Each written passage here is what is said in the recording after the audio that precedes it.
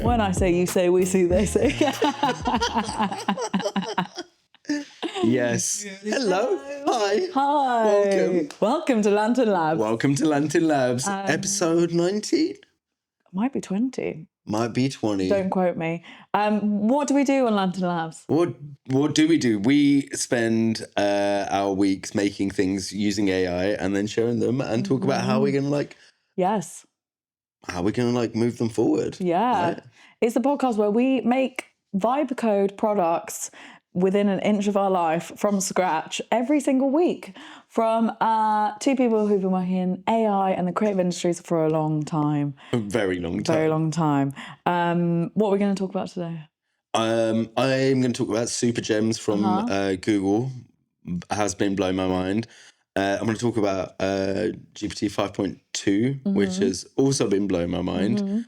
And then I really want to talk about, I was thinking of as this is our last sort of podcast for the year, 2026, 2025 even, I want to talk about highlights of the year and then what I'm really excited about for next year, because I think it's going to be a really exciting time next year, because if we think about where we've got to in 1 year, what the hell is next year going to look like? And I literally was talking to someone yesterday and I was like, God, I need to polish off the crystal ball and be like, actually, what do you think is going to happen next year? So that's why I'm excited. What three things are you talking about? Yeah, you need to dust off that crystal ball, boy. Yeah, that's it. Yeah, I'm going to talk about, I've been really building. So I'm going to talk about where I'm at with my affirmation generator. I'm going to talk about getting into the weeds of automation. And it's so funny, what I've learned about the deeper into automations in the machine's brain I've gone this week, the more I've actually gone back to the basics of how I started. Amazing. Which is with writing and prompts and giving it samples. I'm so here for that. And yeah, we can catch up on what's been going on and, have a little think about what might be coming next. Yes, I think, honestly, I think the only person on the planet I'm we could have a natter about actually what do we think is going to happen next year? It's probably you. So I'm going to try to rush past as many of the other things to get to the fun bit. So yeah, well, it's interesting. I think because just before we started, you were saying you spent loads of time trying to do something that didn't work. Yeah. Right. Yeah, and that's such an annoying part of what we do that I think people still don't get. We'll carve out this time to try something new. You spend an hour doing it and you're like, oh, it's not quite there, because the technology is still teaching itself. And I think we really are in this big disconnect where we have the promise of all AI, but still for most people, even us, it's not quite, hitting in the way that it's kind of sold on the shiny adverts yet. Yeah. And that's what I mean. I think the crazy thing is when you think how the hysteria at the start of the year was AI is going to take over everything. And you're like, okay, we're now at the end of 2025. Does someone want to point at the thing that is the AI in the room with us right now? What has it taken over? What has been its actual effect on the planet around us? Who is using it at work? Who is using it at home? And what are you doing with it? Is it a real thing yet? Is 2026 going to be the year that it really sort of makes a massive leap and stuff? And I think the more that I've been looking at, the things I want to share today about Gemini and 5.2 and all of the other bits and bobs, it gives me a little glimmer of what might sort of be potentially happening next year, or will it be a bit more sort of everyone's using it, or will it be... I do wonder if they've dropped all this stuff because they know people are on Christmas break. Yeah. When I saw that you can now design stuff in ChatGPT for Replit, I was like, that is exactly what I want to do in the gooch between Christmas and New Year. So I do wonder, but I also think the reason that people don't get it, that's so lame, isn't it? No, it's more that you just so just casually called it the gooch and just keep walking past it. But isn't that between the Christmas and New Year? Yeah. It's just some people know the gooch is something else. Well, now we don't. And hey, look, festive gooch. In the festive gooch. Yeah, exactly. Yeah. And I think, and there's just so many launches all the time that it's no wonder people can't catch up, I suppose. Yeah. And honestly, if you think about the last few weeks, so the news has really been firing over the last week and a half, 2 weeks, where model after model, company after company is dropping brand new technology that is constantly, AI is measured by this thing called benchmarks, right? There's thousands of them, and they're all have different basically like GCSEs for AI, like, you know, exams for AI. Now, every single one of the new ones has been smashing them, and, you know, because you're right, like, I'm like, are they trying to sort of like get me to like use their like AIs massively over Christmas, or is this now a sort of like what's it called, a one-upmanship between all of the big AI firms? Because if you imagine, like, you know, when like Gemini came out a few weeks ago, Gemini 3, when Gemini 3 first came out, everyone was like basically like, this is the like this is the RIP moment of ChatGPT, because ChatGPT can't do half the things that like Gemini can, and like it's already like it's becoming this like conversation. And then, you know, we hear that like there was a red alert at OpenAI, so like then oh yeah, tell me about that. Oh yeah, there was literally like, you know, like a leaked email that was like, you know, that was saying that like when Gemini 3 came out, the like, you know, the story was that everyone at OpenAI was like, we need to like sort this out, because, you know, ChatGPT has basically been like at the very pinnacle of AI since like, you know, since it's like inception, or since it's not its inception, but like since it's been popularized, right? Like since ChatGPT came out, OpenAI has like been at the top, irrespective of who else is catching up with them. And now, you know, obviously like as Gemini's got better and better and has like more, it's sort of like just more connected with itself. So like you can like, you know, quickly make images, you can make videos, like you can make websites, you can make all of the stuff in one place, and it's linked with your Google, so you knows your emails, like it's in one place. So 5.2 comes out, 5.2 absolutely blows all of the benchmarks away, and also like lets you make some really incredible things. So they've done that. Replit's just like, you know, like updated their stuff. GenSpark has, DeepSeek has, WAN 2.6 came out the other day. Like it's just like, it feels like it's like the advent calendar of AI. So interesting vibes, like, you know. It is interesting, isn't it? It is interesting. Also, you know, on the back end of ChatGPT, OpenAI, I mean, they haven't got as much of a big sort of business model as Google, so it's going to be interesting. And it's like, I'm still switching between them all the time. Yeah. You know, for different things. Yeah. I mean, like the switching thing is like really the best way to do it, as we know. I guess like if you've got a plan at every single one of these like AI companies, you're like, oh God, tell me about I could go on holiday again this month. Yeah. No, I'm going to sit and talk to these machines. And you run out of your credits quick as well. Oh boy. Yeah. Honestly, the credit thing is like, the credit thing is brilliant. But that's really like, you know, that's been the news, and it's been really interesting. So, you know, have you made the new thing on gems? Yeah. Oh my God. Like, so like, let me tell you about Super Gems. Gems was like, Gemini's like, you know, small, like you train, you know, same as like the custom GPTs, like you just train, like you tell them what you want them to do, and they'll perform that function. So like, you know, if I wanted to make one that helps me write prompts for one of my films, or if I wanted to take an idea and make me a storybook out of it, or I wanted to suggest like, you know, anything, like I can like basically build a super gem, just like a regular gem, just like I would have done like with a custom GPT.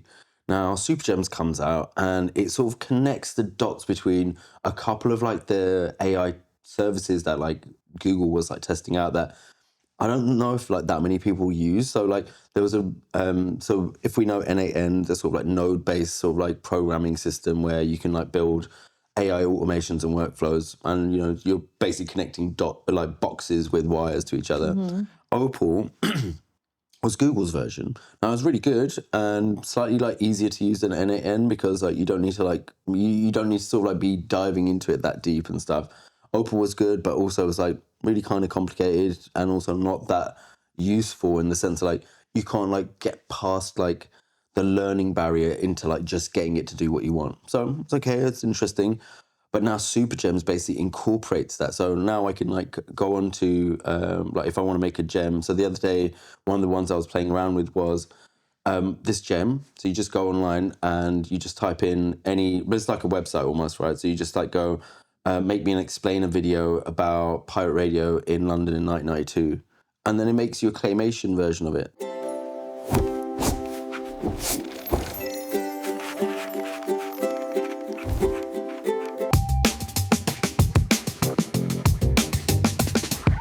This really lovely, cute infographic that's a video explaining something. So instantly you're like, well, that could become an Instagram channel. That could change the way that education works. Like I could basically make a cartoon to help me learn anything I want. And I'm like, that has been my dream since I was a kid. Like, if I could learn through cartoons, life would be brilliant.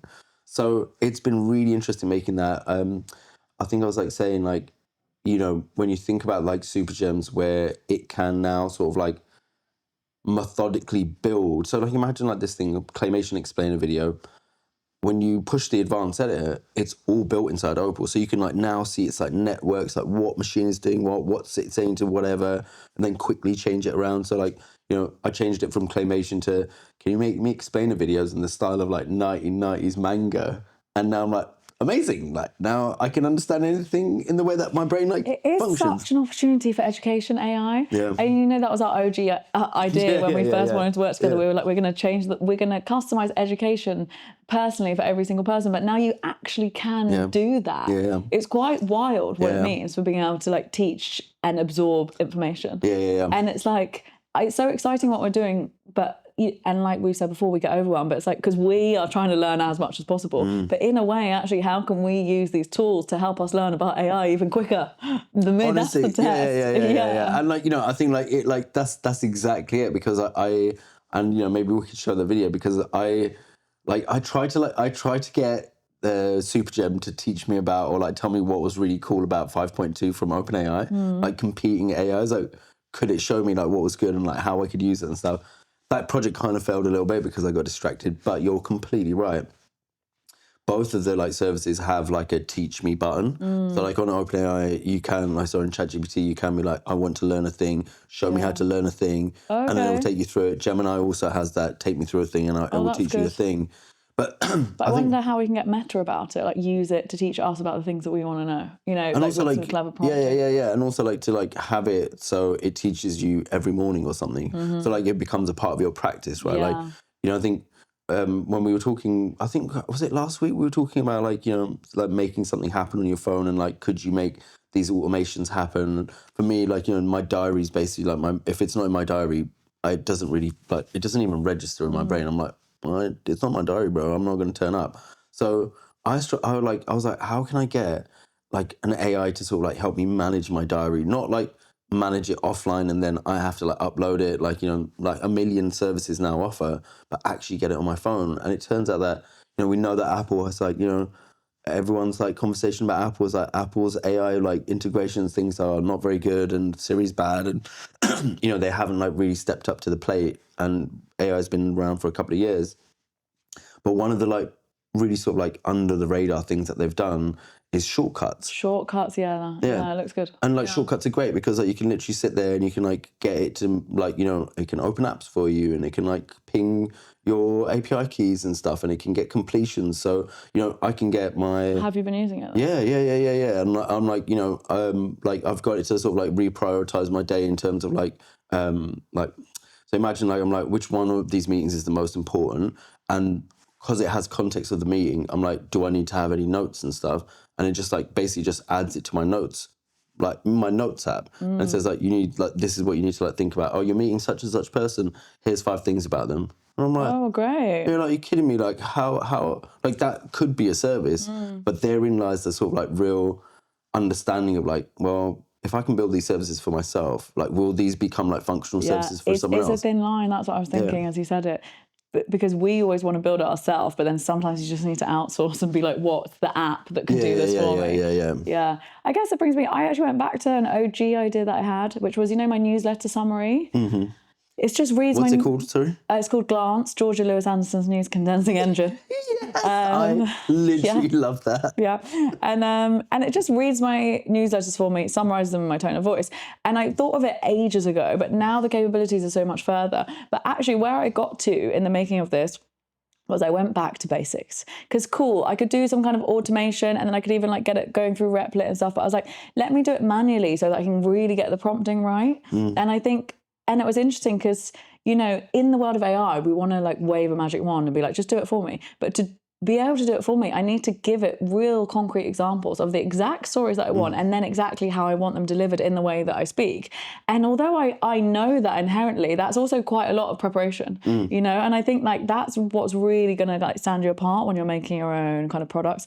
And then I got more excited about, and then I kind of like forgot about the script in that like classic ADD way. And then I got much more excited about making me in different moods at different times of the month. So I was like, sometimes I'm going to be like really angry, sometimes I'm going to be really sad. And I'm like, that's real life. That's real life. Like, sue me. Do you know what I mean? I'm like, you know what? In fact, don't sue. How about that? Like, I've got 4 seasons every month. Like sometimes, 4 seasons, bro. Sometimes I'm working so hard. Sometimes I can't be asked. And I was like, yeah, I really want that to be reflected in the character. And actually, you know, we had that conversation about Hey Jen, and you said that you thought maybe Hey Jen was dead. For my use case, I don't think so. Because I tried to make me on VO and I couldn't work out how to do the integration. And actually the avatar wasn't as good because I trained the Hey Jen on my video of actually me, not just pictures. And maybe there's a way to do it on VO and I haven't worked it out. The Hey Jen one's so better. It's like way better. So for now, so I haven't finished it yet, but I'm feeling optimistic about it. And it's just interesting that I made the decision to go back and really get manual. Yeah. Because, and I think with everything, you know, in the world of AI, like if you don't have a clearly defined problem, AI isn't the solution. And I'm constantly, even though I say that in all my talks, every time I come up with something, I'm like, oh, I'm going to have to do more work. Because you need to, especially I think more for the things I'm working on compared to the things that you are. Like you're doing a lot more art, but I'm making things that like have functions. So you have to really, if I'm not going to code, you have to get really granular about what you're trying to do. So yeah, that's the world I've been in. Wow. Yeah. Honestly, like it really just made me think, like, I think that's exactly it. Like trying to get AI to do to make everything easy for you, the amount of effort it takes to even get it to do that. You're like, just do it myself. Well, it's like managing someone. Yeah. It's like when I hired someone recently to help me with my videos, and then I realized, I need to get better at explaining exactly, like downloading my brain. Yeah. And it's like why I left Google was because I didn't want to manage people because that's long. But it's like you have to be able to manage people if you want to get to the next stage in life, if you want to level up, and that includes AI or people. Yeah. And that's it. Like I think I think maybe that's like, you know, when we think about like next year, like, and you know, agents becoming more of a thing, and I think, you know, one thing has been like my sort of like more sort of like laughable thing this year has been like the amount of people that have talked to me about how they've been making agents. And I'm like,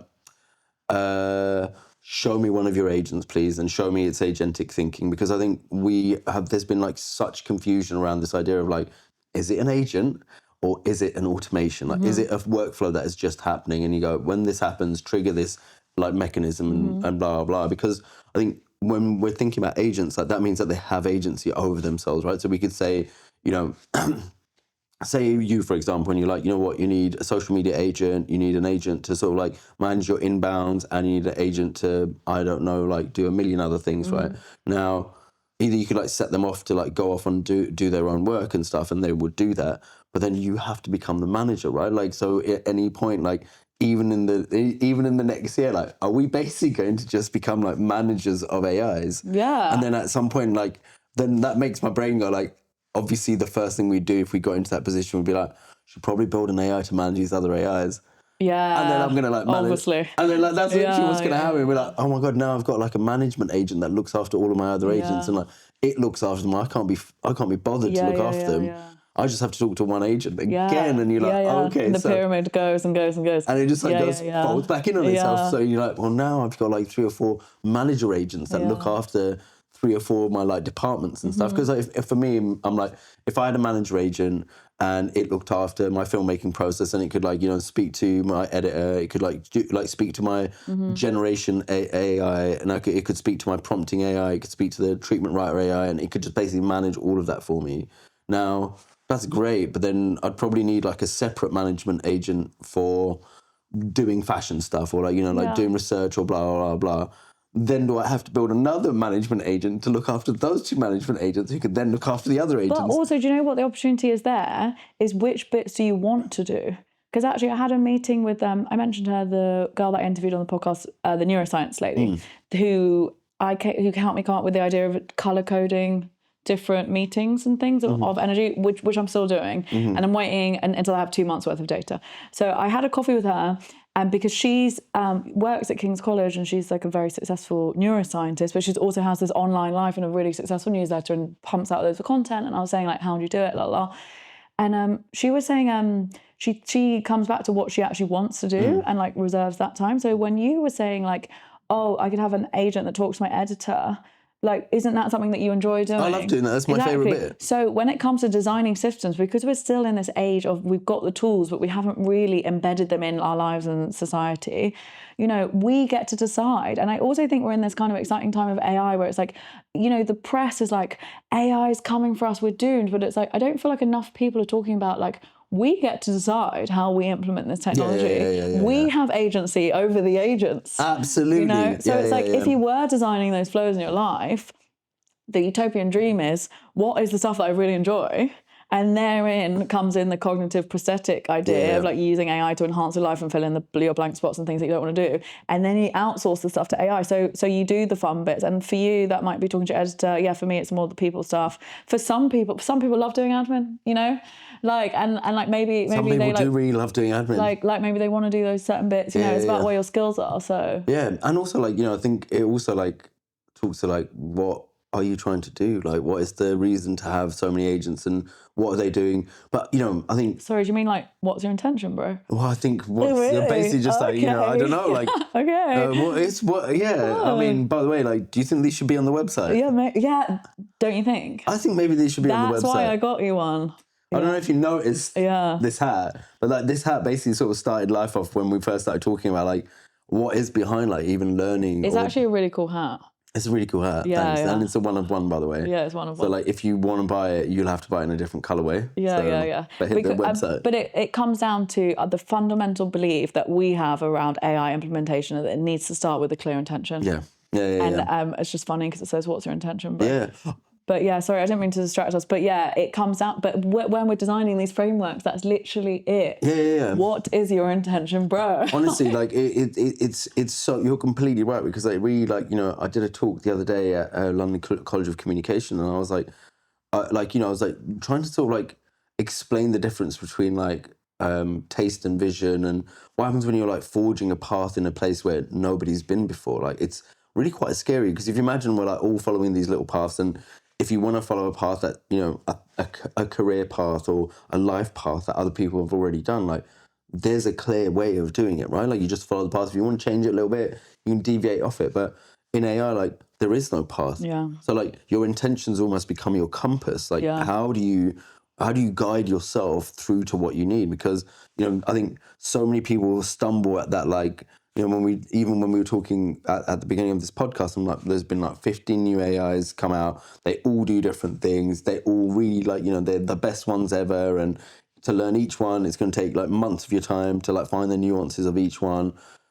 But then why would you want to do you want to know everything, or do you just want to know just what you need to know so you can get on with your, like, you know, do you want general information or specific information? But you know what? I've been finding that so much recently, because I've been learning how to do so many things, and I've been prompting, you know, you get those huge swathes of information. And of course, when you send your AIs off to do deep research for you and it's way too much. And then I've been trying to work out what the prompt is to just extract the bit I need, because we know, you know, true wisdom is knowing nothing. The more you learn, the more you realize the less you know. But yeah, I've been trying to keep it laser focused, because there is an age where you could just learn and learn and learn forever. Yeah, absolutely. And, you know, I think one of my favorite conversations this week was like with a photographer, and we were talking about this idea that, like, you know, as we make more images, as we make more stuff in the machine, like, he's like, I'm finding that I'm like writing more. Like I'm trying to sort of like understand the meaning of this work. And I'm like, I'm doing the exact same thing. Like, you know, my sort of like diary ends up being like my captions under my Instagram, where every single time I'm exploring some sort of like meaning or reason for like why any of this stuff exists, or like why am I doing AI work? Like, what is AI technically really creative if I can't do anything with, like, if I can't do everything with it, is it technically creative? And anyway, what's been really fascinating is like using ChatGPT 5.2 to really sort of like go, I have these ideas and I want I want a researcher to go away and like think about them and like help me sort of understand them. Now, obviously in the real world, like there's no way that I could like convince a researcher to go and like do, months of research for a particular thought I have. But now with 5.2, I'm like going, I want to talk about like what is the sort of like, if we imagine, this is one, like, I think I was like talking to you about this the other day about like what is going to be the future of work, right? And we're like really sort of stuck on this thought that like, as AI's come in, no one's going to have a job anymore. Like it's going to demolish the job market and that's it. Like AI is going to take over. Fundamental problem with that is like, if AI does everyone's jobs, who's going to buy the stuff? Like, and that like idea of like, well, the entire system collapses if no one has any work. So then what will our jobs be? And that's what like, I'm like so excited about like what like that might look like in the future, Well, that's why, and I'm not just saying it's a promo. I had one of my most favourite discussions about AI ever on a podcast that I did called Beyond Tomorrow that just came out. And it was with this guy who runs Mindstone. It's a huge AI training company. And it was so fun to like have that sort of spar with someone that I didn't know. And we were talking about the concept of universal basic income. And he had such a cool theory. He was like, I don't think it's going to be the have and the have-nots. I think it's going to be the have quite a lot and have even more. I thought that was really interesting. And like that's obviously like the main sort of like the real desire of that, because like when I started thinking about it, I was like, are we gonna have to do like pretend jobs, like because like if like we all need to earn money so we can buy stuff, right? So even if there's a company that basically you don't really need to go and do much, and I was like, am I just describing a very specific kind of middle management where you're not really doing anything? But then I was like, hold on a minute, like the thing that AI likes more than anything else is new data, right? So if it likes new data, wouldn't it make more sense to sort of like employ people to go and like create new data?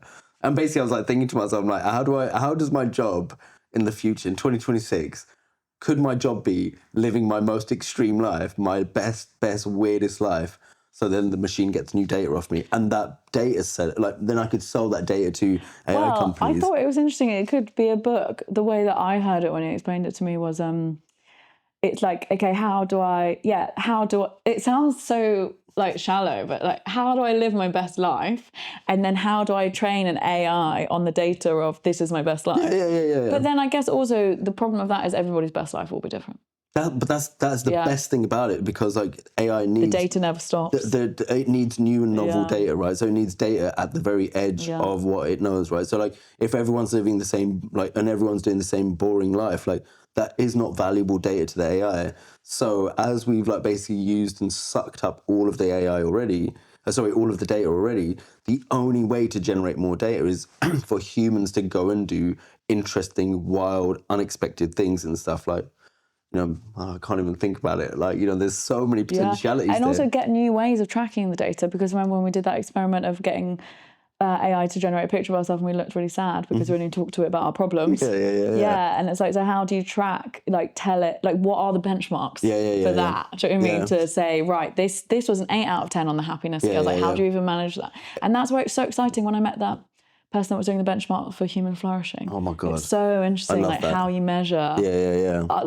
And that's why I love the concept of human flourishing. Have you heard that? No, tell me. So it's not necessarily like happiness, because obviously, you need like all spectrums of emotion, but like flourishing is like when you are, as the word suggests, sort of blooming and getting better. So it's not quite like an ecstasy, but it's not a contentment. It's nice. Honestly, I think there's just something magic about that, because, at the end of the day, also like you think like if AI is biased, it means that like the bias comes from it not having enough data.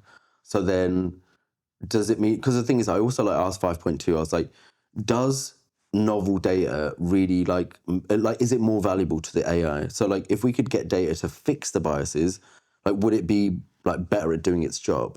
And it turns out, like, so if we sort of like go and collect more data that fills in the biases of the AI, like the AI will perform better. So what, like in my head, I'm like, or maybe we could like, basically just send me off. I'm like thinking like, how could the AI send me off around like the world like for 80 days and stuff, so I could just like go and like hang out with like mad people around the world. I mean, that'd be nice. That'd be so great. It'd be like, if you can quantify the data from it. Then I honestly, think, but like that's it. Like I think I was like saying to you, like I was like, I got so far down the rabbit hole with 5.2, and I was like, can you write the algebra for this? Like, can you write the mathematical formula for why this idea is genius?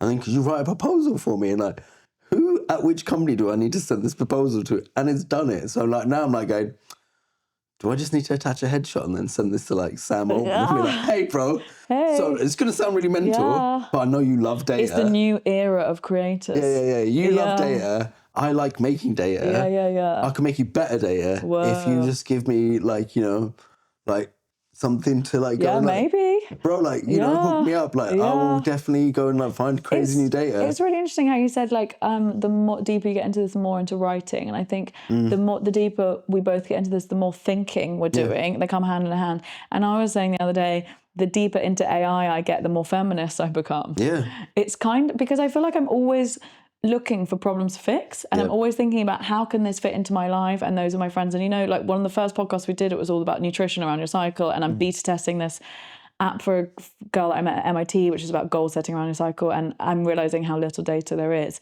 And it's like I can't help but not be so aware of those things the more I study them. It's quite crazy. And it's that it gives credence to that idea that like as technology evolves, it offers humans the chance to evolve with it. Yeah. Honestly, I think there's something absolutely profound in that statement. Like, we are, that's what I mean. Like, it's almost like there's a conversation where we're like, the conversation that we have about AI is like, it's a replacement. Like, it's going to replace us and that's it. And it's going to like nullify our humanity. And I'm like, it really isn't. Like, it's almost the opposite. And like, even when you were saying that, I was really thinking, I was like, some of the stuff I've been making recently is like, it's so, it's allowed me to be so much, like, it's allowed me to feel so human in myself that I'm like, I just never thought I'd be able to achieve half of these things. So like, I don't already tell you about my time machine. I feel like I maybe talked about my time machine, right? Like, I've been building my time machine out even more, right? So like, if you haven't listened to the time machine episode, basically built a time machine using Nano Banana Pro, where you could like type in anywhere in the world, at any time in the world, and you would see what was going on. So it's super fun and super interesting. But now it's like turned into now obviously like the first thing I did was like, can I make those images move?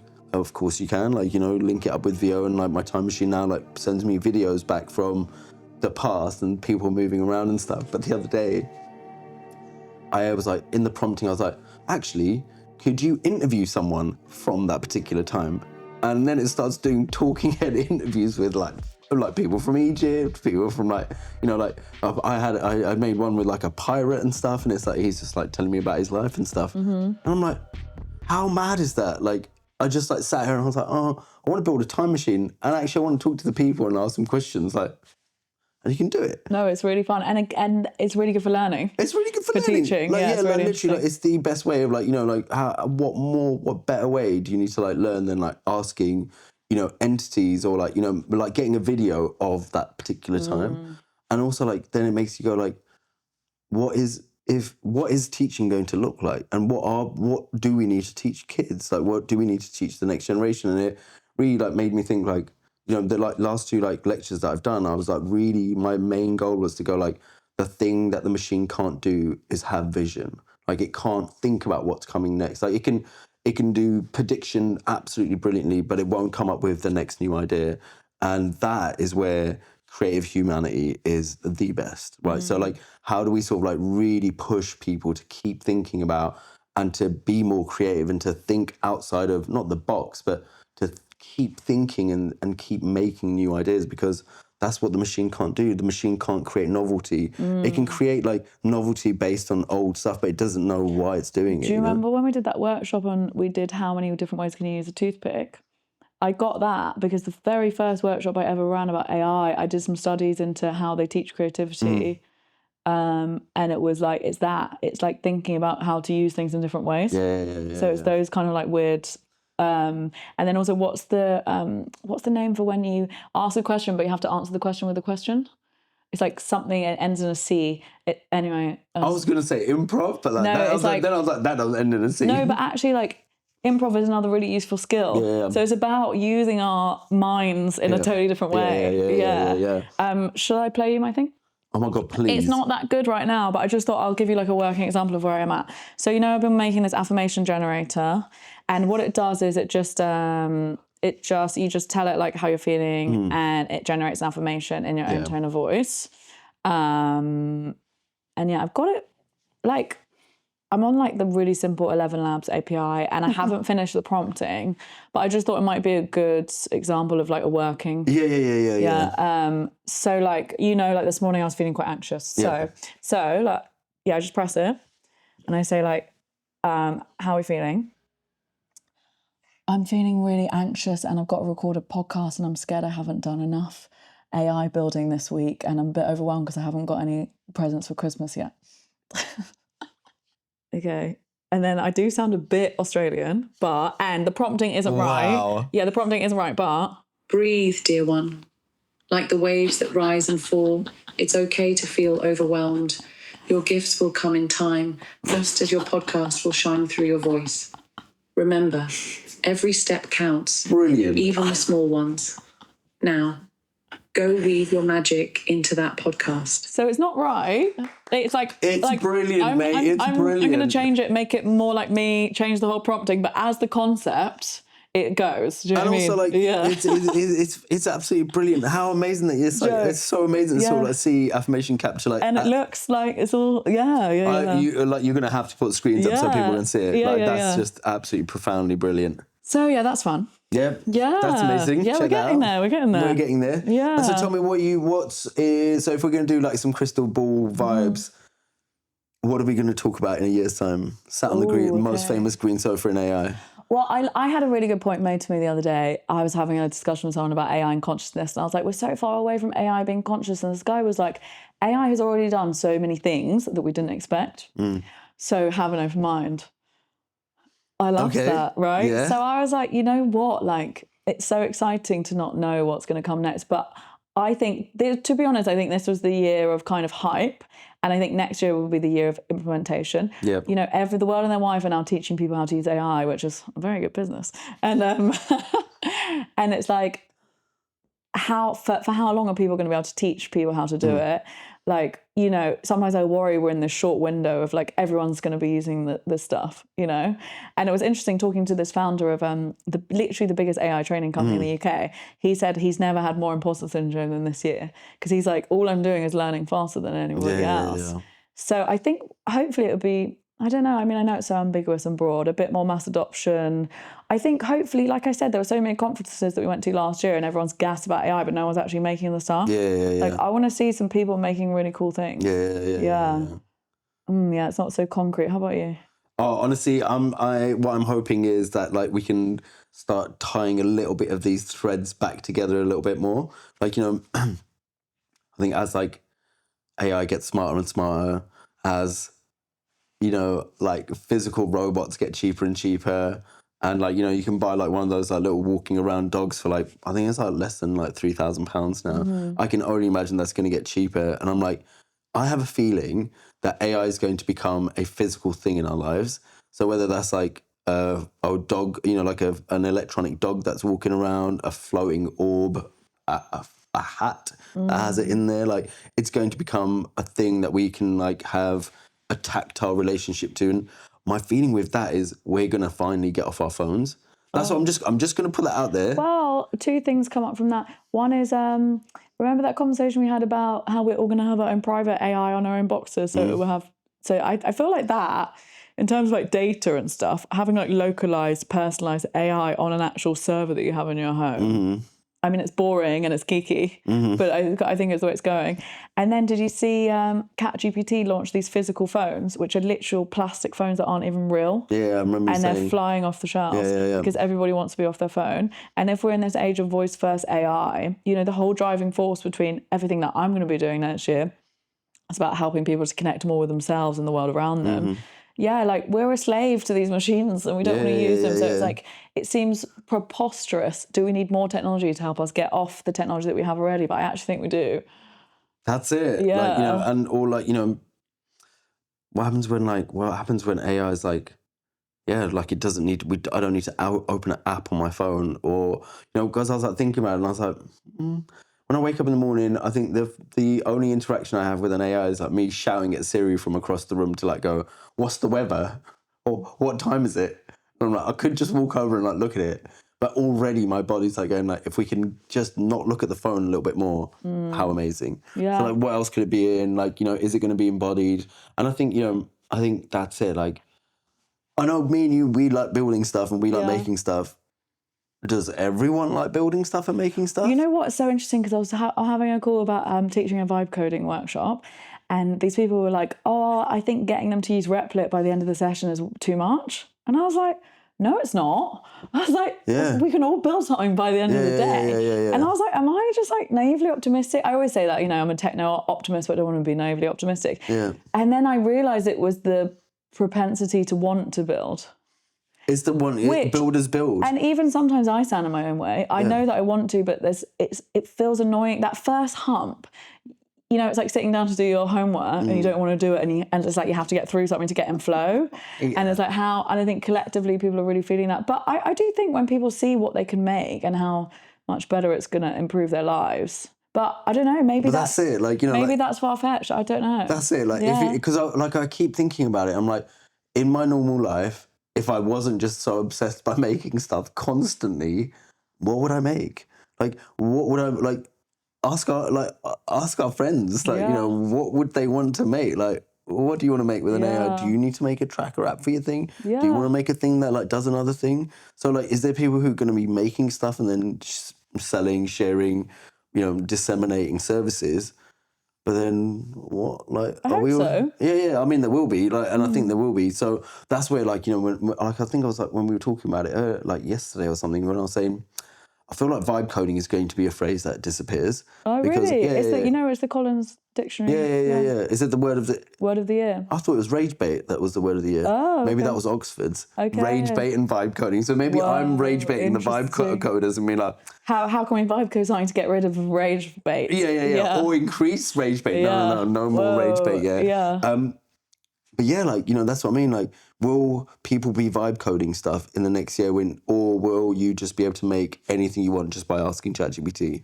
Yeah. Like, in the sense of like vibe coding still requires you to do work, right? You still have to sit in front of your computer for a few hours, for an hour or so to make a thing, to then like pump it out or whatever, right? So what does that look like? And then I think the thing that's going to become massively important is like how creators and people who are like not influencers, but like are making stuff and are in the space sharing their work.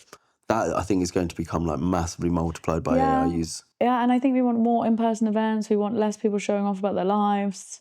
You know, I hope that things will change for the better. I think they will. Like that. My feeling is like if all of us can like make stuff to make ourselves feel better, well, of course, like that's the thing that everyone needs to do then. I hope so. I hope it'll be that year that we realise that obviously we're at the mercy of these big tech companies, but I really do want people to think that we have more influence than we do. And like when we talked about before, the idea, I think so many of us are outsourcing our ideas to AI and using it to help us think better rather than think for us. Is an exciting opportunity. Yeah. And, you know, I think like ideas we always come back to, it's like, you know, it's going to be interesting. Like, you know, I think like even now I'm like waiting for the machine to come up with its own ideas so I can be like, no, that's sick, bro. Because the minute the machine comes with an idea, I'm like, I'm not sure I'm ever going to leave like the conversation and just be like, let's come up with another idea. Yeah. Let's make another thing. What if we made another thing to come up with more ideas? I just feel like it's more of a collaboration though now. Yeah. And like, you know, I think like that is always the sort of like the realization this year is like actually the most important part of AI is the I bit, is the intelligence bit. And so if we call AI artificial intelligence, does that mean that we are just I?